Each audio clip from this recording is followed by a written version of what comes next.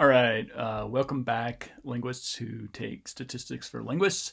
Today we're going to move on from the basics or to another set of basics, basically, by looking at the shapes of distributions. Before I get into that, though, I will mention that last time I hadn't created one of these videos for quite a while and wasn't quite in the habit, I guess you could say. And so I took a lot longer with that video than I really should have. Went on at some length. So I'm going to try to be more concise this time and make this one a little bit shorter, hopefully. To help me out, I've got my own little clock here. So it's 11:21. We'll see how short this one winds up being, but at least I will know exactly if I'm going way too long. Normally, these lectures are supposed to fit into a 75-minute time slot, which you would think would be long enough, but yeah, when you get going by yourself, there's nobody to stop you, unfortunately. Anyways, today we're going to talk about distribution shapes. Let's review a little bit what we learned last time just to get back up to speed with everything. So distributions are an arrangement of statistical data that exhibits the frequency of occurrence of the values of a variable. So we've seen a few of these already, but basically we're looking at a variable that can take different values. We want to see how many times it takes specific values. The best way to look at that is through what we're calling a distribution. And the last time what we focused on mostly was these measures of central tendency for distributions, some of which are familiar, some of which maybe not as familiar, but the mean, or these are all different ways to think of the average or central tendency of a distribution, the values of that variable. So there's the mean, there's the median, and the mode. I'm not going to define them all again, but hopefully those names ring a bell. The three M's, you could say. And then we found out about how to look at the shape of a distribution by plotting a histogram. And we'll do some more of that today as well. Or look at basically those shapes to try to get a sense of how to describe them and what we can kind of expect as some generally common distribution shapes that we'll find out there in the data that we collect from the world of language. So the first of these is one that you might already be familiar with, and it's sort of so familiar, so like commonly known that it's called the normal distribution, which can mean a variety of different things, but it looks like this. This is an example from the Quantitative Methods in Linguistics textbook. So it's a little bit squeezed, I guess you might say, compared to the way normal distributions normally look, but they generally all have that kind of shape, which some people think of as like a bell curve shape because it looks a little bit like a bell. And as this note I've got here, as the name implies, the normal distribution is one that you'll often see in statistics textbooks, if not in reality itself.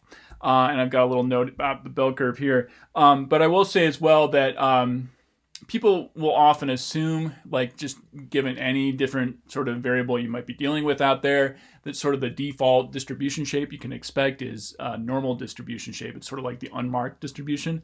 But that's not necessarily the case. You're going to get a lot of different sorts of distribution shapes, and you can't assume anything really about your variable, how it might be, its distribution might be shaped. So don't assume that whatever data you collect is going to follow this pattern. You want to be able to confirm that it is this sort of shape before you actually do any sort of follow-up statistics on it. And there's a lot of tools we can use that we will learn that you can apply to normal distributions. They're really handy to work with if you got one, but you kind of have to verify that you actually have one before you can like take that next step and play around with it.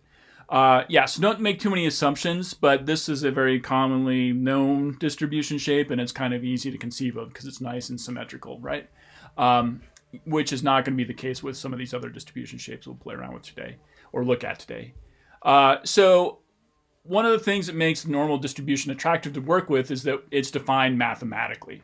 So this is really an abstract sort of concept more than it is an actual thing you'd find out there in the world. And we see a lot of things out there in the world that look like this mathematically defined equation, or sort of the plot we get from this mathematical equation, which is actually this specific equation right here. I'm not going to walk you through it. It's got, well, we can look at it a little bit here. It's got a couple of variables here, e and pi, which you might be familiar with from mathematics class in high school or wherever. It's got x, which is what's varying here down on the x-axis. F of x is the y value, things like square roots. And then this quantity here, sigma squared, is what we're going to call the variance. And this mu here is the mean of the normal distribution, which in this case is going to be 0 because everything is kind of centered or symmetric around the value of 0. You don't have to understand this equation at all for this class, but the point is that there is a way to specifically generate this curve based on math alone. So it's abstract in that sense. Yeah, don't worry about the details for now. I can let you know, though, that they came from this famous mathematician, Carl Friedrich Gauss, who was a German mathematician back in the early 19th century. He also did a lot of work with physics. He's one of those all-around geniuses, who is, in fact, so famous in German culture that he found his way onto the 10 Deutsche Mark bill back when there were Deutsche Marks and they were putting pictures of famous Germans on them. So I always kind of like the fact that Germany was happy to celebrate people who weren't like presidents or, political figures in their history like we do in the United States. Likewise, I like the fact that Canada has I think it's the $5 bill has like a hockey game on it. That's pretty cool. Anyways, it's cool that Carl Friedrich Gauss wound up on money for Germany. And you can actually see, if you look closely here, there is a normal distribution on the 10 mark bill itself. And if you look really closely, you'll see that the equation I just showed you is on there as well.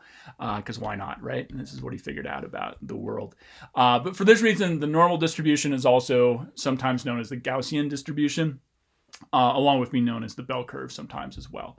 Right. So I want to show you some examples of where you might encounter these sorts of distributions in the real world. I don't actually have a good example of the normal distribution from the world of linguistic data offhand because, like I said, you don't actually find it as much as you might think.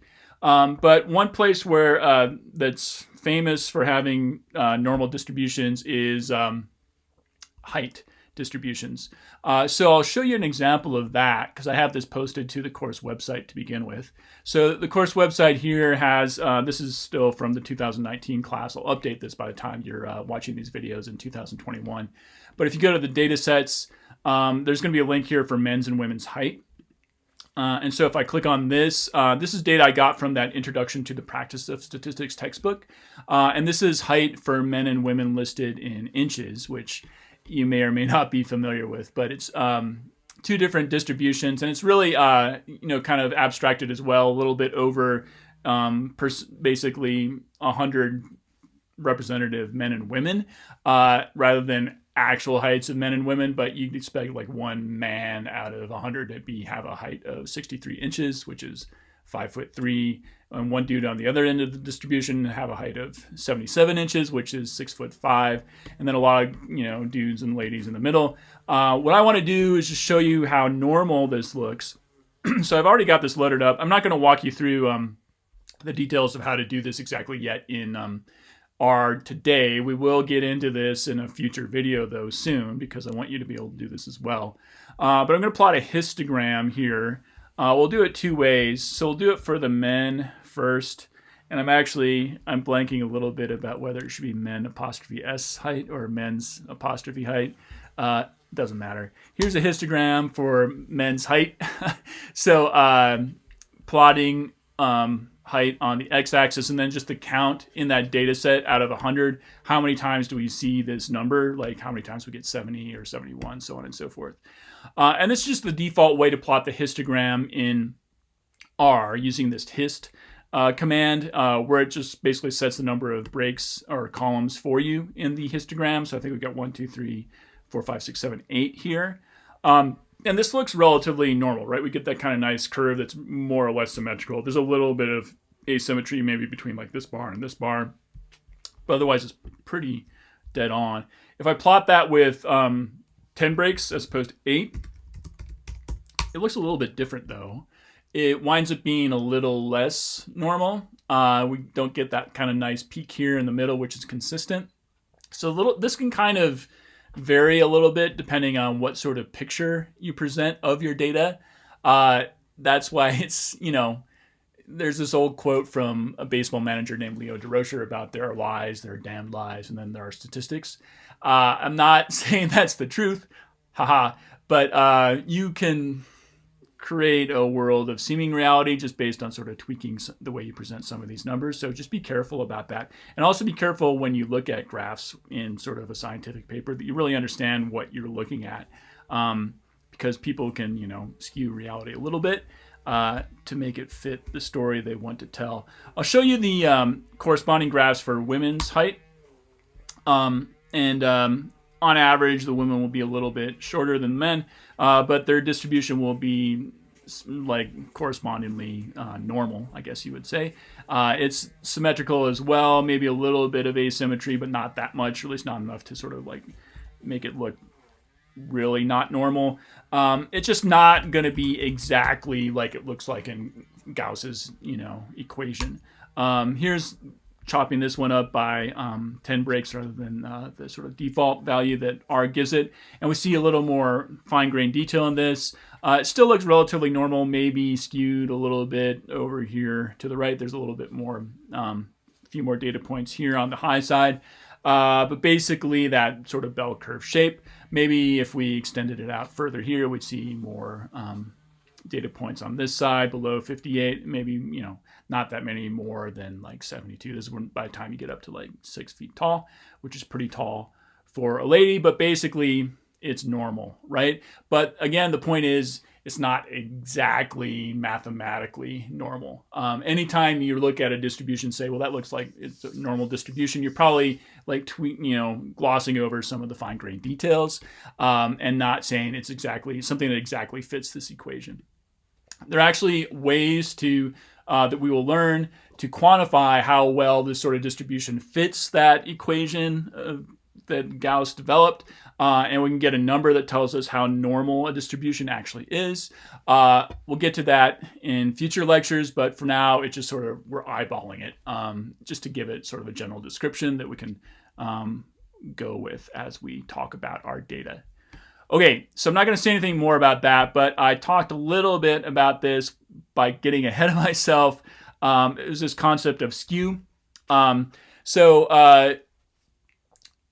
notable property of normal distributions is that all of their measures of central tendency equal one another. I talked about how normal distributions are symmetric. One side looks the same as the other, but that means that they're kind of reflected around the central point, which is either the mean or the median or the mode. This bit right here in the middle, this one is equal to 0. All three of those values are equal to 0 in this normal distribution, which is nice. That's part of what makes this look pretty and abstract and perfect. But oftentimes you're going to get distributions which look kind of normal, but those values don't match up with each other exactly. And in that case, the distribution is said to be skewed. And I already used that term looking at the distributions for men's and women's height. And I apologize again for getting ahead of myself, but we'll look at an example of a skew distribution. So this looks kind of like a normal distribution in that we sort of have this bell curvy shape leading up to sort of a high point in the middle, and then we get a tail on either side. But this is obviously not symmetrical. And in fact, it's got a much longer tail here on the high side. These are all positive values for x, right? So the sort of high point of this, the distribution is maybe around 0.5 or so, but a lot longer tail on the right-hand side. So the way that people describe this is to say that this distribution is skewed to the right, which to me is a little counterintuitive, because when I look at this, I want to see kind of this nice symmetrical normal distribution shape where everything's like balanced in the middle. And instead what I see is this skew over to the left, or at least it's to my left, depending on how you're looking at me through the video. So this high bump is skewed over here, or it's pushed over to the left. I don't want to say skewed to the left, because the way the language works is that you're supposed to be saying this is skewed to the right because you have more values over on this side.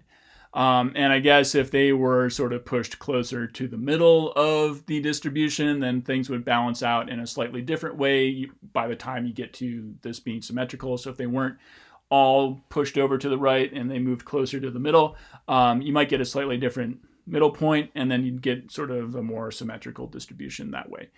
Because that's not the case, because we have these higher values, That's where the skew is. The skew is on this long tail side of the distribution. It's not where the mode is in comparison to the entire graph altogether. So here's a skew. This one is skewed right. You can hopefully easily imagine what it would look like if it was skewed left. And I guess I'll go back to that distribution. So like I said, this was skewed a little bit to the right because there's a few more values here.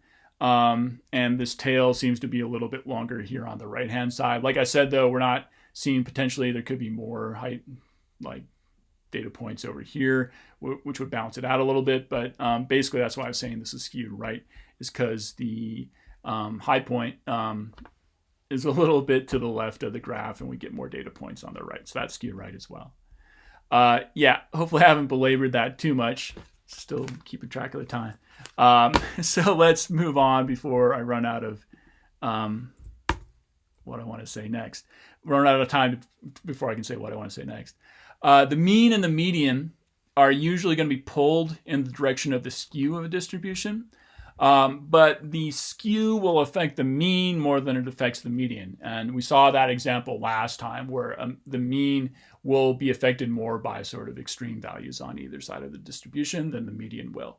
But the median too will be affected more than the mode will. So each one of them gets pulled out a little bit from sort of that nice balance point in the middle of a normal distribution. But I will say that there are apparently some counterexamples to this rule, so don't just apply it blindly all across the board. It's not automatic, but generally speaking, if there's skew, that means the median or the mean is going to be pulled further in that direction than the median, and median more than the mode, but not always. In this particular distribution to the right, the mean is going to be higher or further to the right than the median will be because of this skew. Give me a second. And again, it's because that median gets affected more by these extreme values than the median does. The median is a better representation of what's going on throughout the entire distribution. So yeah, I'll give you an example of that from linguistics this time. So fundamental frequency, the rate at which your vocal folds vibrate when you speak, can often exhibit a skewed distribution when you measure it in a sample of speech. So one of the things we do in this class is I have you produce a number of vowels or basically utter a number of words, and then we look at the vowel formant values and then also their F0 values as you produce them.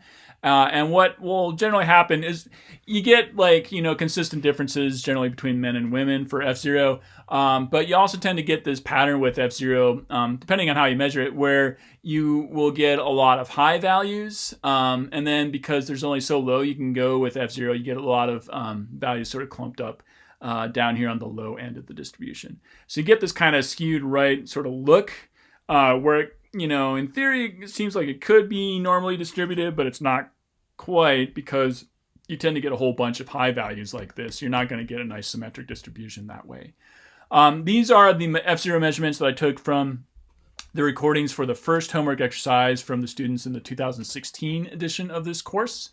And so this is real raw data from about 10 different people. And this is just the way their F0 shakes out if you measure it automatically using PROT. It winds up being 11 people, 7 women and 4 men. So we get a neat number, or a fair amount of sort of gender-based variance in there. The mean F0 overall for this distribution is almost exactly 200 hertz. 200 being right here, and that's nice because that looks like the mode of the distribution as well. The median is going to be a little bit lower than that, 192.6, because that's not as affected by these higher values up here. And there's a fair amount of data points falling in this end of the range as well. They just kind of get clumped together because at a certain point you can't get your F0 to go any lower. And you reach that low sort of boundary on F0 range a lot sooner than you do the high end for technical reasons, which I'm not going to go into today. But that's an example of a skew distribution from linguistics. So other distributions might not present anything remotely resembling that bell shape, and you can't really call them skewed or anything because actually they're just kind of super boring. So again, another mathematical ideal of this sort of shape is the uniform distribution. And looking at this, you might look at this and say, what do you mean a distribution? Then like there's nothing going on here. And actually, now that I look at this more closely, I think, so basically what's going on here is like how many times do we get an x value of -1? And this is actually kind of plotting maybe percentages here. And this is maybe about 1/6 of the time we get -1, 1/6 of the time we get -2, 1/6 of the time we get -3. For every single value, we get the exact number of count of how many times we actually observe that value of the variable. So like I said, this looks really boring. It doesn't even look like a distribution at all. It just winds up being like a flat line. But basically the conditions in which you get this is that every different possible value of the x variable is observed with the same frequency. Yeah, I think I should have these. I think we'll talk about this later when we get into some dice rolling games.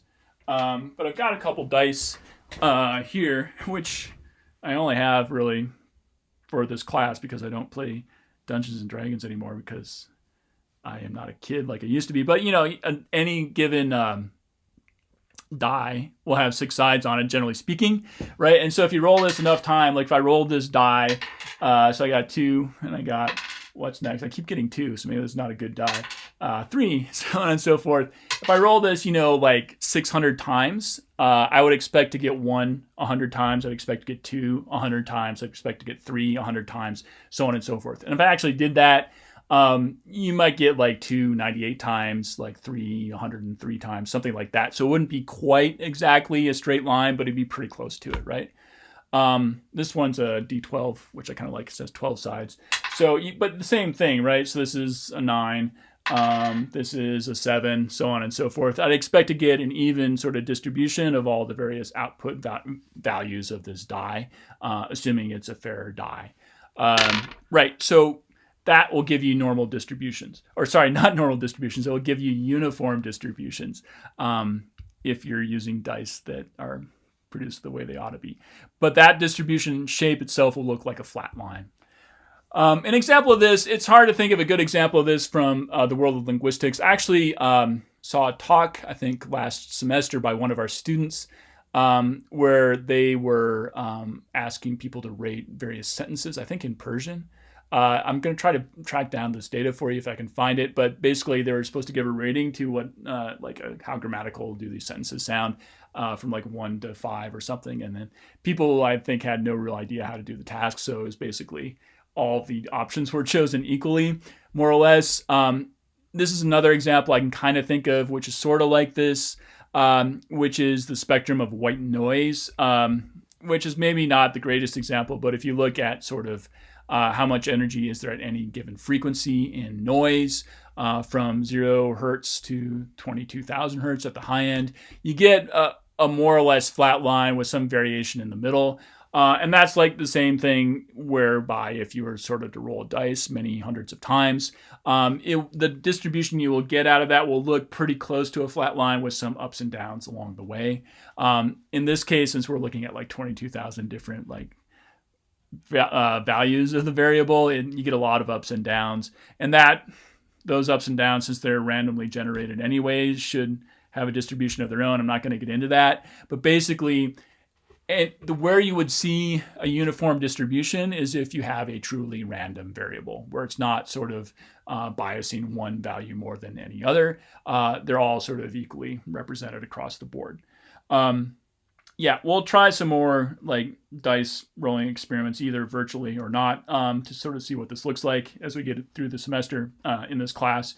But again, I'll point out that this idea of a uniform distribution is a mathematical abstraction. It's not necessarily anything you're going to observe perfectly in the real world, but you'll observe things that look relatively close to it with a little bit of fluctuation around that sort of mathematical ideal. Yeah, so again, take all this with a bit of a grain of salt. Okay, next up are J-shaped distributions. So these look the way you'd expect them to, like the letter J, but it might be flipped around a little bit. So this one looks like a J kind of going the other way, where we have a lot of values here on the low end of the scale, and not too many observations of the variable at the high end of the scale. This one is ranging from 0 to 3. Yeah. So one place I can tell you where I've got, well, whenever I look at one of these distributions, what I think of is like income distribution, or in sort of a country like the United States or probably Canada as well, where there are a lot of people not making a lot of money, and then there are very few people making a very high amount of money, and then there's like a middling amount of people somewhere in between. Yeah. We don't need to talk about money too much in this lecture, but we can talk more about linguistics. I'll give you some data that looks kind of J-shaped from, again, data I collected from your background questionnaires on the first day of class. This is for the 2018 version of the class. And the question I asked was, how many languages do you speak? The classic linguistics question. Well, what do the answers look like? I'll give you the raw data here from, I think, let's see, 5, 6, 7, 8, 9, 10, 11 students again, ranging in the number of languages they speak from 1 to 7 on the high end, with some variation here in the middle. If you plot this out in a histogram, it looks like this. So again, this is not that perfect J-shaped at all distribution, but we're seeing more responses here at the low end of the scale and just a few here at the high end. So you kind of have to abstract it again. We get a nice little curve here going from high to low as we move up that scale. And yeah, there are polyglots out there, but by the time we get up to like 20 or 30, nobody could reasonably answer that. So it kind of would dwindle off into nothingness by the time we got way up the scale. Most people speak like 1 or 2, right? That's an example of a J-shaped distribution from the world of linguistics as well. There's also what is called the U-shaped distribution, which you might imagine is kind of like 2 J's like flipped around and jammed up next to each other. This is mentioned in the QML textbook as well. Here's the mathematical ideal. This one is ranging from 0 to negative values, and it's centered around 0. So actually, when you look at this, it just kind of looks like an inverted normal distribution, where sort of the same place where you have the mean or the median in a normal distribution is sort of the bottom point of this valley. In the middle of the U-shaped distribution. And then you have high numbers of values on either side. So it's symmetrical, again, which is nice. Where might you find this in the world of language data that you might be playing around with? One example I can think of is if you use a Likert scale task in an experiment.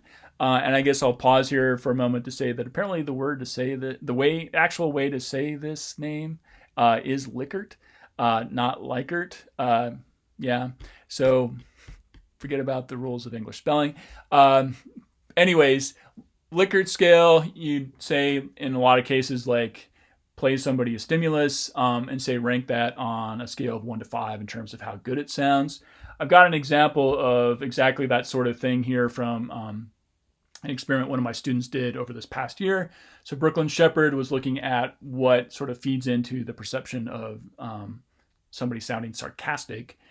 So she created a number of stimuli where people were speaking with different sort of intonation contours.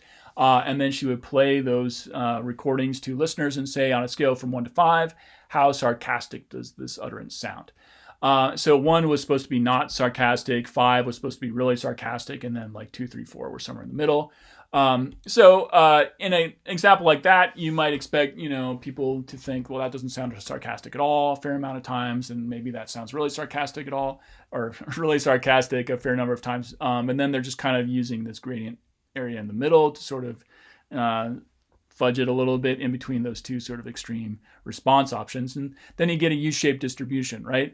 So a lot of people were picking 1, a lot of people were picking 5, not quite as many people were picking 4 or 2, and then we get this low point in the middle for 3, sort of right in the middle. Again, this doesn't look like the abstract ideal exactly. It's not like 2 is totally symmetrical with 4 or 1 symmetrical with 5, so on and so forth. But in general, it's kind of that U-shaped pattern. Another example where I could think of that is like the one I mentioned before, like if you have people rating the grammaticality of a set of sentences that you had tweaked in some weird syntactic way. Some of them might sound just totally wrong, and people would give those a rating of 1, like that's not grammatical at all. And then some would sound really good, and you might give those a rating of 5. But then if you're hopefully getting meaningful information out of your study, you get some variation in the middle where people are ranking things 2, 3, or 4 as well. But you might get that sort of U-shaped pattern if you do that. Okay, so look out for those as well. We're running up on about half an hour here. I think that's a good length for this lecture. So the last thing I'm going to mention is kurtosis. So this is another property of distribution shapes. I'm not going to define it technically here. I'm just going to give you a few names for what kind of kurtosis you might be able to look for. And we'll look at this with respect to a few normal shaped distributions. So if you look this up on the internet, you can find a definition that it's the sharpness of the peak of a frequency distribution curve, which, so like I said, we're going to play around with some normal distributions for this one. So these aren't exactly normal distributions because they sort of have these angled sort of changes in their shape here on either side. But if you smooth those out a little bit, you can still get this sort of pattern in normal distributions. But you might get some normal distributions which look skinnier than others. So they go by different names. So the blue one here is called leptokurtic, which is a sharp bump. So the lepto part of this apparently in ancient Greek means slender. So if you think of kind of like a skinny bump, that'll give you a leptokurtic normal distribution. The mesokurtic, meso it just means sort of in the middle. So this is sort of like the general pattern we've been playing around with. The green one, it's a moderate bump. And then the wide bump, or the sort of shallow bump maybe because it doesn't go that high, is called platykurtic, which I just think of, I haven't looked up the etymology, but I think of as a flat kurtic, platy, like flat, if you go with that sort of sound change. I'm going to look it up right now. But that is the red option for kurtosis, which is the mild bump, I guess you could say as well. I'm looking this up here. So I think this comes from, yeah, that's exactly what it means. So a platypus is a flat-footed creature, apparently. Platy means broad or flat in ancient Greek. So now you know. So be on the lookout for these. You can get all sorts of different normal distributions with different amounts of kurtosis. So the shape can vary on the basis of that as well. And that leads me into another related property of distributions that we'll talk about next time, which is measures of their spread. And then once we get through that, we can find out what more we can do with analyzing the structure and shape of distributions in terms of their significance about what they indicate for the world. So I'm going to talk about spread measures next time, but then I will also get into some details of how to use R to present this stuff or like process this data. So we'll do some technical stuff as well before we get into sort of the fun stuff of drawing inferences in terms of what data we've collected from our experiments. But that's all I'm going to say today. I think I got it in 33 minutes, so that's not too bad. I'm going to try to stay on task next time too, so I will see you then. Yeah, and hope you enjoy it.